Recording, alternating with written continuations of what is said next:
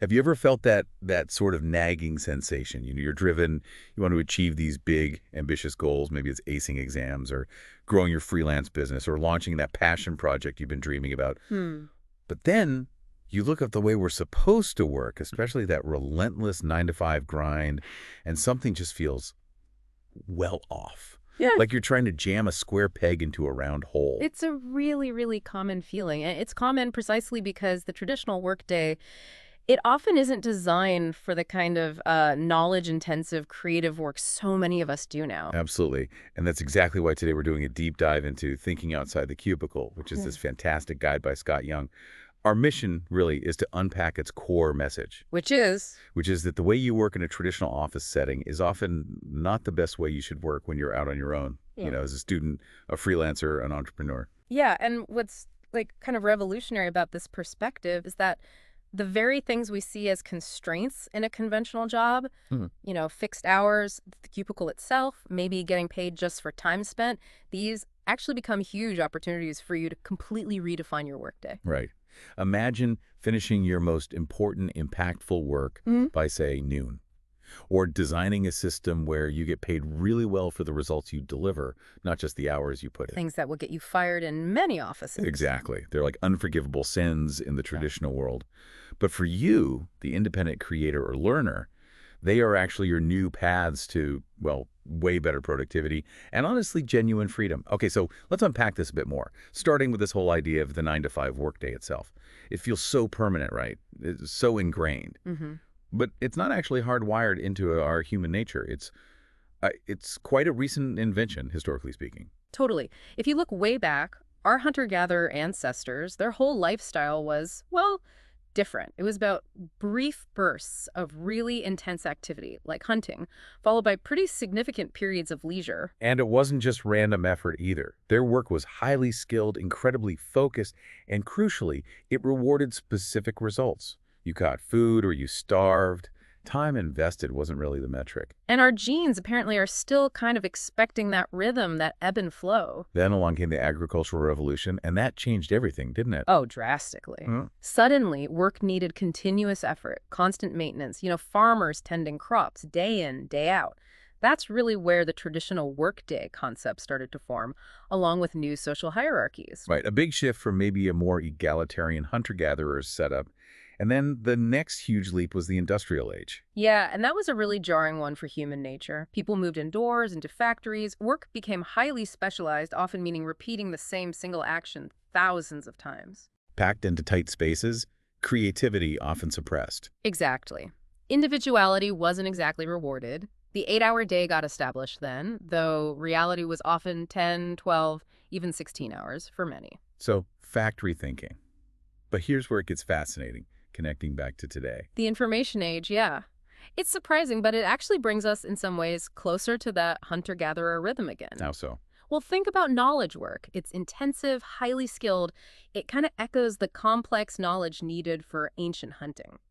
And it often rewards brief spurts of intense activity. Like coding or designing. Precisely.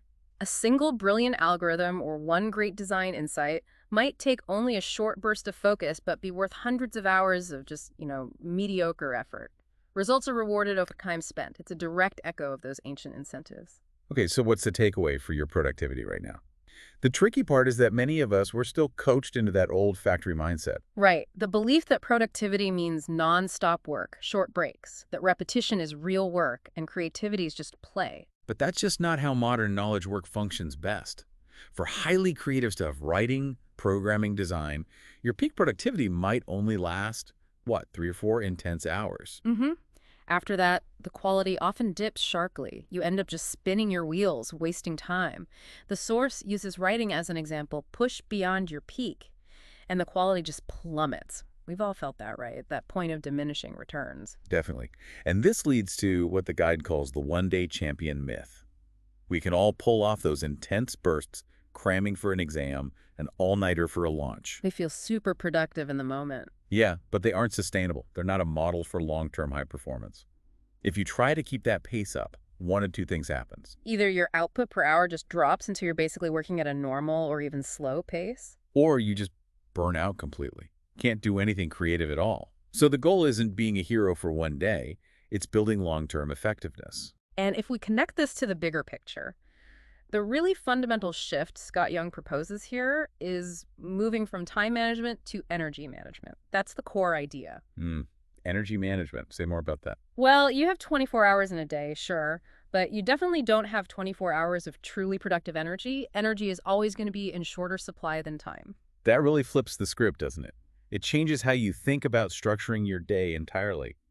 The guide mentions freelance writing. Yeah, like you might command a really high hourly rate, but you physically can't sustain that for 8 hours a day. Not because you run out of time, but because you run out of creative energy. So a 4-hour workday, if it's focused and energized, could actually be your most productive period. Exactly. And to get a handle on this energy idea, it helps to break it down into three sort of capacities. First, there's your physical capacity, just, how tired or enthusiastic you feel. Right. Diet, exercise, sleep, the basics. The basics for long term, yeah. But for the independent worker, things like strategic breaks, timing your meals right, even scheduling exercise become key daily tactics. Okay, physical. What else? Second, creative capacity. This is your ability to generate ideas, find solutions, actually produce the work, overcoming writer's block, that kind of thing. And the third? Motivating capacity. No. This is your drive, your willpower to actually apply your energy. And the guide makes a strong point here. This is like 90% driven by having clear written goals and doing work you're genuinely passionate about, stuff you feel you have to do. Okay, so energy is the bottleneck, not time. How do we actually get more out of that limited energy? Well, this is where the guide introduces a surprisingly simple task-based system called weekly daily goals. Weekly daily goals. Okay. The power is in its simplicity. You only keep two lists, daily goals and weekly goals. That's it. Two lists. And there are rules. Just three main rules. One, each night, you look at your weekly goals list and pick tasks for tomorrow's daily list. Okay, plan ahead. Two, when you finish everything on that daily list, you are done. Stop working. No adding more tasks. This one's critical. Oh, okay. That's counterintuitive for a lot of people. Totally. And rule three, at the end of the week, you review and prepare a fresh weekly goals list for the next week. So what are the benefits of just focusing on that daily list? It forces you to simplify. Instead of staring at a mountain of tasks, you narrow it down to maybe 5 key things for the day. That creates intense focus. It turns work into a sprint, not a dreary marathon. And that finish line rule, the stop when you're done part. That's crucial for fighting procrastination. Think about it. If you finish early and then just pile on more work, you're subconsciously punishing yourself for being efficient. Ah, okay. So you learn to drag things out. Exactly. You hardwire yourself to save energy, to not sprint through the list because there's no reward. But if finishing the list means freedom, that's motivating. And the weekly goals list, what role does that play? That prevents what the guide calls meta-procrastination. When you keep pushing those bigger, less pleasant tasks from week to week. Guilty as charged. We all are. The weekly list keeps them visible and forces you to eventually slot them into a daily plan. It also gives you that bigger picture view, making sure you're actually working on the right things. Which brings us back to that idea of finishing by noon. If you're doing intense creative work, getting it done early isn't lazy. It's a sign of peak productivity. You've used your best energy effectively. And that saved time. You can use it for other things, admin, learning, relaxing, instead of just filling hours with low-value busy work. That psychological freedom of being truly done is huge. It really is. Knowing you've hit your core targets and the rest of the day is yours, that's powerful. And that leads to another really interesting, maybe provocative idea in the guide. Which is? In this world of just endless possibilities and tasks, especially for independent workers, maybe selective laziness is actually a more critical skill than pure discipline. Selective laziness. I like that. Tell me more. It's really about learning to say no. Saying no to the hundreds of demands on your time and energy that don't actually align with what you really want to achieve long term. So it's strategic abandonment. How do you practice that? The guide offers a neat tool, the ABC's prioritization method. It's about categorizing tasks based on their long-term impact. Okay, ABCs. A, tasks are the big ones. They'll still have an impact 5 years or more from now. Think writing a foundational book or developing a core skill. Right, the legacy stuff. Exactly. B, tasks have an impact for maybe 6 months or more. Things like a website redesign or launching a specific marketing campaign. Medium-term impact. Yep. And C, tasks. These have basically no impact after 6 months. This is most emails, quick social media updates, maybe some freelance work done purely for immediate cash flow, but not building an asset. Urgent, but not important often. Very often. And your task mix, how many A's, B, and C's you do each week, directly reflects your time horizon. If your goal is, say, long-term growth, like tripling your income, but your days are filled with C tasks, It's just not going to happen. right. Selective laziness means having the guts to eliminate or drastically minimize those C tasks that don't serve your big goals. This also ties into clarifying goals versus projects, doesn't it? Absolutely vital. Goals are the results you want. Earn X amount, achieve Y grade, finish Z certification. Projects are the major actions you undertake to reach those goals. Write this book, build this app, complete this course. And if a project isn't actually moving you towards your stated goal, Drop it quickly. Stop pouring energy into things that aren't delivering the results you defined. Be ruthless about it. and then there are those tasks that aren't even part of a project, the orphan tasks. Yeah, like just replying to routine emails, random admin stuff. A lot of these are C tasks in disguise. They feel urgent, but they don't contribute to your major projects or long-term goals. So focusing on defined projects helps crowd out those C tasks. It helps shift your mix naturally towards more A and B level work. So ask yourself these hard questions. If you could only work 3 hours a day, what would you absolutely focus on? If you could only keep one project, which would it be? Oof. Those force you to simplify. They force you to confront what truly matters. It ensures your best energy goes into meaningful work, not just adding more stuff to an overflowing plate. It's about working smarter, much smarter. Okay, so we've prioritized. We're focusing on the A tasks within key projects. Now, how do we actually boost the output for that important work, especially if it's creative? Because the guide really hammers home that output is king. It does. More output means more practice, faster learning, and ultimately higher quality over time. It's the engine of mastery.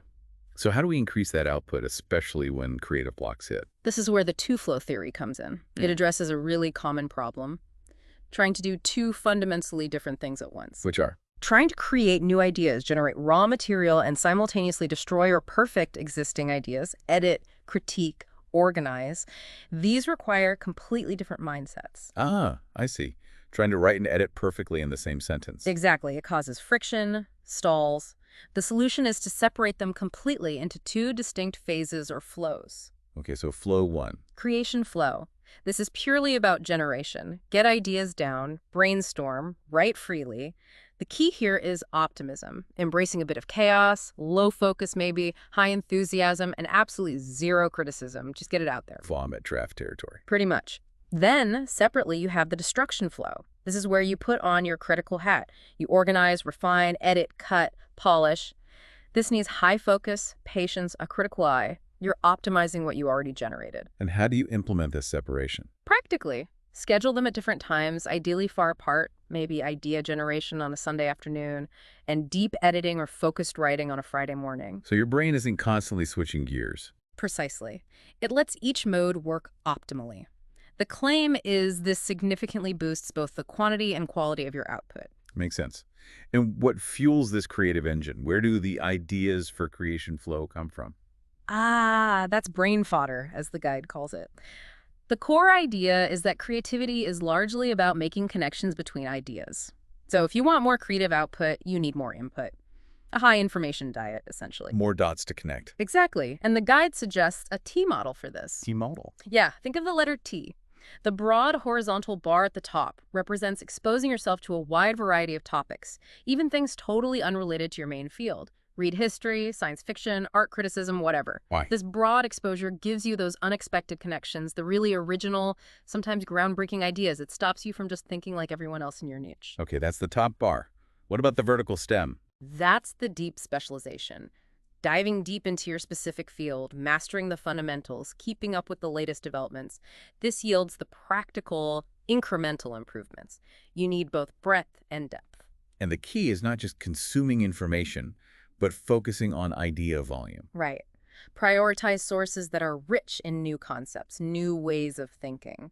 And don't be afraid to drop sources if they start feeling stale or repetitive. Keep the input fresh. Okay, so we separate creation destruction, and we fuel it with diverse ideas. Hmm. What's the last piece for boosting output? Progressive training. It's like weightlifting for your brain. Okay. Figure out your current baseline output. Let's say you comfortably write 1,000 words in a focus session. The next time, aim for 1,100, then 1,200. Incrementally stretch yourself. Just gently pushing the limit. Gently, but consistently. This applies to anything, lines of code, design concepts, sales calls, whatever your core work is. And you can combine this with a two-flow theory. Absolutely. Set progressive targets for both idea generation, for example, aim for 30 rough ideas this week, then 35 next week, and for your refined output, e.g., increase polished words per day. Your brain adapts, and what felt like a stretch becomes the new normal.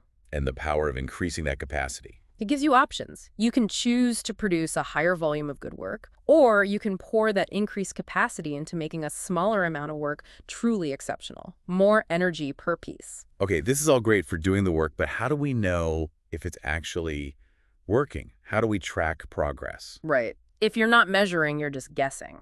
This is where time logging comes in. It sounds tedious, but the guide argues it provides dramatic awareness. It's like a scalpel for finding the weak links in your routine. Time logging? How does it work, according to the guide? Super simple, low-tech approach. Carry a small index card and a pen. Every time you switch activities, you jot down the time and what you started doing. Everything. Like coffee breaks, too. Everything. Work tasks, breaks, email, surfing the web, lunch. The goal is a complete, honest record of where your time actually goes, not where you think it goes. That sounds revealing. Maybe scary. It can be, but incredibly useful. The guide stresses focusing on certain numbers and ignoring others. Okay, what should we ignore? Surprisingly, total hours worked. It's often a terrible metric for knowledge work. 4 or 5 hours of truly focused, important work can easily put you in the top percentile for creative output. Chasing hours is often counterproductive. So what should we focus on from the time log? A few key things. Start time and stop time for your workday. Does your day stretch out unnecessarily? Often, starting earlier leads to more productive cycles. Makes sense. What else? Time spent on pseudo work. This is huge. Email checking, aimless web surfing, those unimportant C tasks we talked about, or just sitting there working but not actually accomplishing anything specific. The stuff that fills the gaps. Exactly. This is the prime target for elimination or serious reduction. Cutting this frees up time for either real work or genuine restorative breaks. Any other key metrics? The productivity ratio. This is basically work accomplished, however you measure that, words written, features coded, tasks completed, divided by time spent at the office, meaning from your start time to stop time. Ah, so it encourages efficiency within your working block. Precisely. It pushes you to get things done effectively and then consciously separate work from the rest of your life. This focus on tracking pseudo work leads perfectly into probably the biggest productivity black hole for many of us. Let me guess. The internet. Bingo. Taming the internet.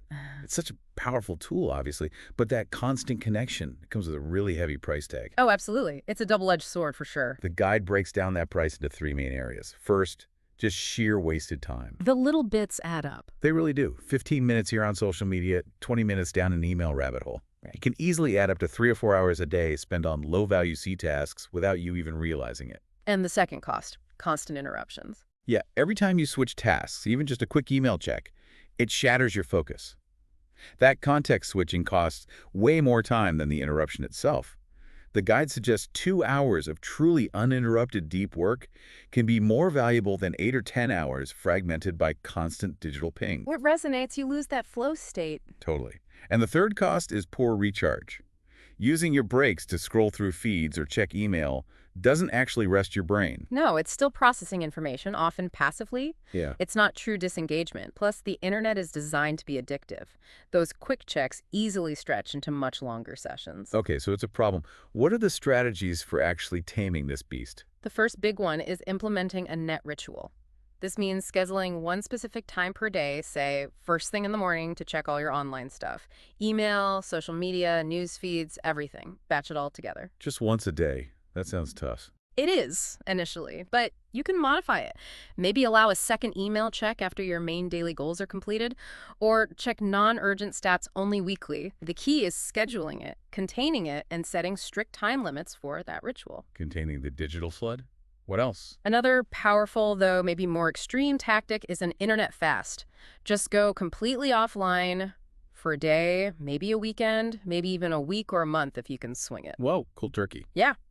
The point isn't necessarily to stay offline forever, but to break the addiction, put your online habits into perspective, and realize the world doesn't end if you're not connected 24/7.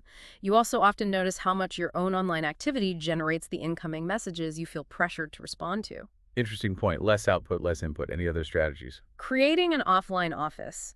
If physically possible, designate a space for your deep work that is completely free of internet access. No Wi-Fi, maybe even leave your phone elsewhere. This helps break those automatic reflexive urges to just quickly check something online. Removing the temptation entirely. Exactly.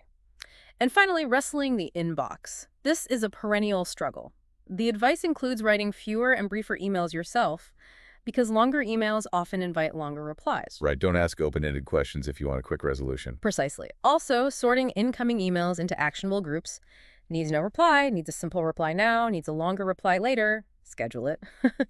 And the ultimate goal, though challenging, aim to empty your inbox completely at the end of each designated email session or day. Inbox zero. The dream. It's a constant battle, but that feeling when you achieve it, it's pretty great. Okay, so we've covered a lot. Energy, focus, prioritization, creativity, measurement, teaming the internet. What's the ultimate point of all this optimization? Well, it's not just about getting more work done for the sake of work. All these strategies are designed to help you be more effective, yes, but the ultimate goal really is to have a fulfilling life outside of work. Because when you work for yourself, especially from home, the lines blur so easily. Overwork can become just as big a problem as procrastination. Exactly. That boundary of leaving the office disappears. But the weekly daily goal system, especially that stop when you're done rule, actually builds in free time. By optimizing your high energy hours, those 4 and 5 focused hours, you finish your core tasks efficiently. And then you can genuinely relax, guilt-free, without that nagging feeling of an endless to-do list hanging over you. Right, which raises a crucial question, especially for people with families or other significant non-work commitments. How do you design this system so it respects your life? This brings us to the art of limitation. The art of limitation. Okay. The guide suggests adding potentially a 4th rule to the weekly daily goal system to create what it calls fixed schedule productivity. A 4th rule. Basically. At 5 p.m. or whatever time works for your life, your workday ends, period. You cannot add new work tasks after this time. It's setting a hard boundary on the end of your workday, not just the start. Okay. So it's not about cramming more in, but about defining the container. Exactly. And the benefits are significant. It forces even more ruthless prioritization and simplification during your working hours. You know you have a deadline. It combats that tendency towards workaholism, letting work expand to fill all available time. Precisely. It forces you to take time off to rest properly, which paradoxically makes you more productive when you're working. Your brain knows there's a finish line, so it sprints harder. And it's not just about stopping work. The guide also talks about non-work activities that actually boost productivity, right? Yes. Things we might sometimes feel guilty about wasting time on. Exercise is a big one. The energy and focus gains from an hour in the gym can easily repay that time 2- or 3-fold during your work hours. What else? Reading. Remember the brain fodder. More diverse inputs lead to higher quality outputs in your creative work. And having a social life. Socializing helps productivity. Absolutely. It provides new perspectives, new ideas, and crucial mental distance from work problems. You often solve tricky issues when you're not actively thinking about them, but chatting with friends. These aren't distractions. They're investments in your overall well-being and capacity. So the big takeaway here is, work when you work, be focused, be intense, but when you relax, truly relax. Enjoy it. Don't feel guilty about leisure, even if it's passive stuff like watching TV or playing video games sometimes. Fully disengaging is absolutely essential for recharging all those energy capacities we talked about earlier. You need real downtime to maintain high performance long term. Wow. Okay, so we've really covered a lot of ground today. We journeyed through reevaluating that whole 8-hour workday concept, shifting towards energy management and those task-based systems. Mastering selective laziness with the ABCs, amplifying creativity with 2 flows and brain fodder, the importance of measuring your real productivity via time logging. Strategies for taming the digital world, and maybe most importantly, that art of limitation to build a real life outside of work. It's a comprehensive rethink. And the guide by Scott Young actually suggests a pretty practical way to implement all this: a 7-month plan. The idea is to tackle one core principle for about 30 days, letting it become a habit before adding the next layer. Okay, a gradual approach. How does it break down? Month 1. Just focus on implementing weekly daily goals, get that core system working. Nail the foundation. Month 2. Boost your energy. This could mean establishing a solid morning routine, adding regular exercise, improving your diet, maybe setting those clear written goals we mentioned. Month 3. ABCs. Spend the month analyzing your tasks and actively rebalancing your mix towards more A and B level work. Practice that selective laziness. Month 4 is creativity. Yep, implement 2 flows. Consciously separate your creation and destruction phases, see how it impacts your output. Month 5, measurement time. Run a time log for a week or 2. Analyze the data ruthlessly, identify where your time really goes, and pinpoint those weak spots, especially pseudo work. Month 6, tackle the internet. Implement a net ritual. Experiment with an internet fast if you're bold. Work on wrestling that inbox under control. And finally, month 7. Set a fixed schedule. Define your working hours clearly, including that hard stop time. And consciously schedule at least 1 full day off per week. Build in that limitation and recovery. It's about building a sustainable, effective system piece by piece. That sounds like a manageable way to make some really significant changes. Okay, so to wrap up, here's a final thought for you, the listener. You really are the architect of your own productivity system. Considering everything we've unpacked today, from those ancient hunter-gatherer rhythms to breaking free from the modern cubicle mindset, what's maybe just one immediate adjustment you could try making this week to feel a bit more like a productivity athlete? Perhaps it's setting a clear finish line for your workday, or maybe just taking one truly disengaged break where you actually recharge instead of just checking your phone. Something to think about.